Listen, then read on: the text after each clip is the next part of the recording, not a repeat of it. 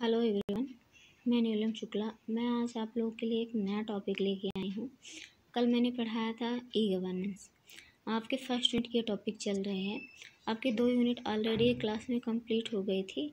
ये आपके revision class है। रिवीजन क्लास आपकी लगभग 2 से 3 दिन चलेगी। आपको फर्स्ट यूनिट लगभग कंप्लीट हो जाएगा। बहुत सारी चीज़ें मैं आप लोग को क्लास में बताई हुई थी, लगभग कंप्लीट थी, लेकिन फिर भी इसका रिवीजन हम करवा रहे हैं। बहुत ज़्यादा टफ नहीं है, इजी सब्जेक्ट है।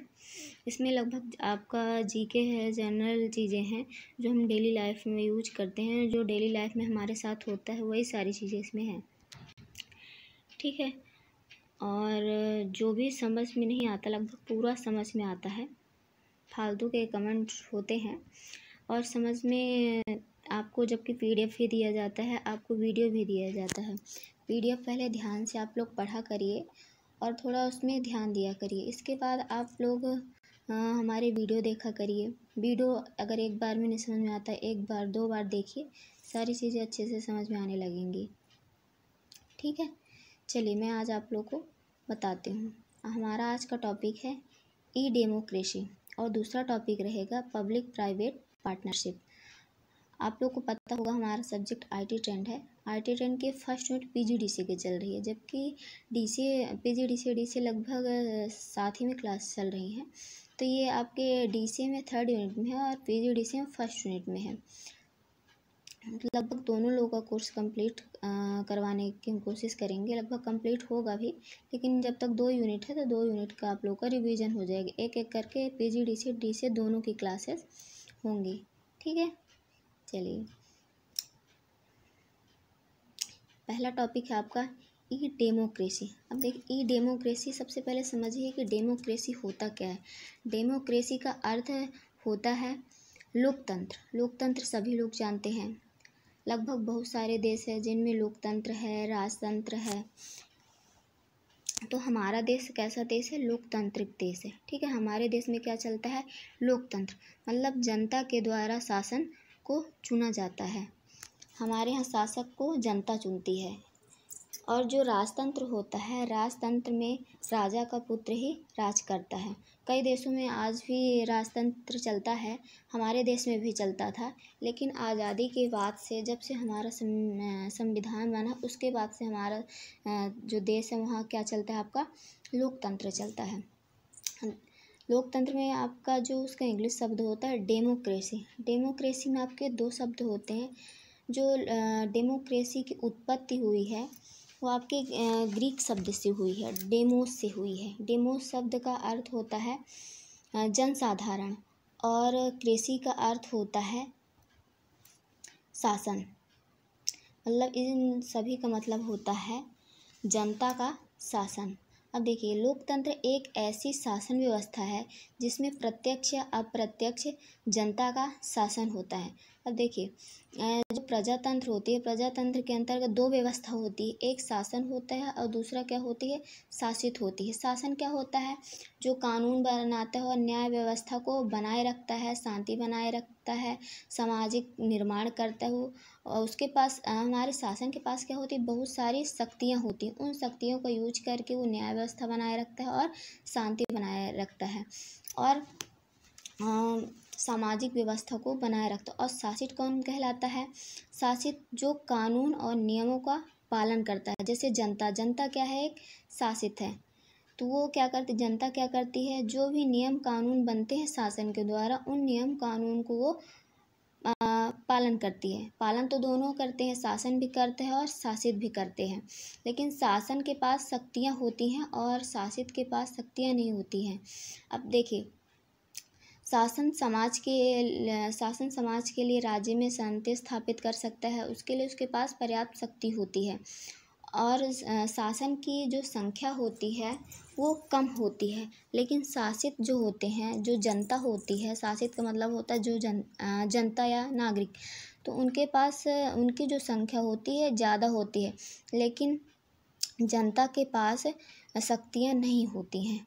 वो केवल शासन के द्वारा बनाए गए नियमों का पालन करता है। लेकिन जो शासन होता है, शासन जनता के द्वारा चुने गए रूप में ही वो कार्य करता है। हमारे देश में बहुत सारी पार्टी हैं और सभी नागरिक को ये अधिकार होता है 18 वर्ष के बाद कि वो अपने मनपसंद जो सही कैंडिडेट है उसका ही वो चुनाव करती हैं। बहुत सारे ऐसे देश हैं जिनमें आज भी राजतंत्र चलता है, राजा का बेटा ही राजा होता है, लेकिन हमारे देश में क्या चलता है? लोकतंत्र चलता है। लोकतंत्र में जो जनता के द्वारा चुना जाता है वही शासन करता है। ठीक है, अब लोकतंत्र का मतलब समझ में आ ही गया होगा क्या होता है। लोकतंत्र शब्द की उत्पत्ति डेमोक्रेसी से हुई है। अब देखिए, लोकतंत्र शब्द का अंग्रेजी शब्द डेमोक्रेसी है, जिसकी उत्पत्ति ग्रीक मूल शब्द डेमोस से हुई। जो मैं आज अभी आप लोगों को समझाई हूँ कि डेमोक्रेसी की उत्पत्ति किससे हुई है? ग्रीक शब्द के डेमोस से हुई है। डेमोस का अर्थ होता है जनसाधारण, मतलब साधारण जनता, नागरिक, और इस शब्द में क्रेसी शब्द जोड़ा गया है, मतलब क्रेसी का क्या होता है अर्थ? शासन होता है। इस प्रकार डेमोक्रेसी शब्द की रचना हुई। जैसे सभी लोग जानते हैं डेमोक्रेसी शब्द का अर्थ सामान्यतः क्या कहलाता है? अगर हम अपनी भाषा में कहें तो जनता का शासन। ठीक है, अब ई डेमोक्रेसी क्या है? ई डेमोक्रेसी का मतलब होता है डिजिटल डेमोक्रेसी, या फिर उसको हम बोल सकते हैं इलेक्ट्रॉनिक डेमोक्रेसी। अब देखिए, ई डेमोक्रेसी इलेक्ट्रॉनिक और लोकतंत्र शब्द का एक संयोजन है, जिसे डिजिटल लोकतंत्र या इंटरनेट लोकतंत्र के रूप में जाना जाता है। मतलब किसी भी शासन को हम या किसी भी लोकतंत्र को हम डिजिटल के माध्यम से चुन सकते हैं।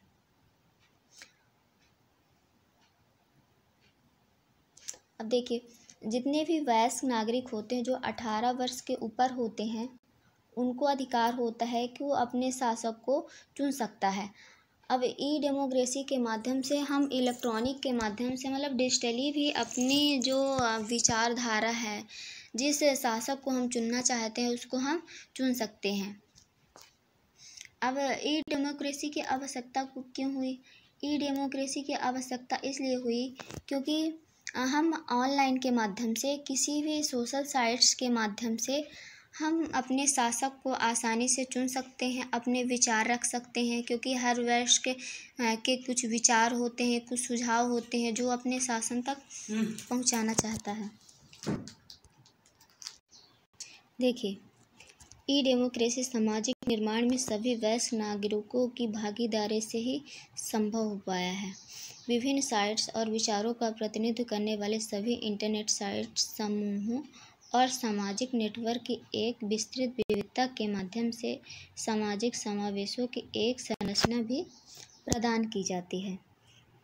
मतलब ये है कि ई डेमोक्रेसी के माध्यम से कोई भी वयस्क व्यक्ति सामाजिक निर्माण में अपनी भागीदारी कर सकता है, अपने विचार रख सकता है, अपने प्रतिनिधित्व के प्रति अपने विचार या सुझाव रख सकता है। नेटवर्क के माध्यम से वो सामाजिक निर्माण में जुड़ सकता है। इसलिए ई डेमोक्रेसी की आवश्यकता हुई कि हर व्यक्ति अपनी राय को रख सके और सामाजिक निर्माण में अपनी भागीदारी दे सके। ठीक है, ई डेमोक्रेसी आप लोगों को समझ में आ गया होगा। जो भी नहीं समझ में आएगा आप लोग एक बार 2 बार देखिएगा, सारी चीज़ें आ जाएंगी समझ में। राजनीति है, आप लोग राजनीति तो पता ही होगी सारी चीज़ें। ठीक है, अब जो अगला टॉपिक है, अगला टॉपिक आपका रहेगा पब्लिक प्राइवेट पार्टनरशिप मॉडल।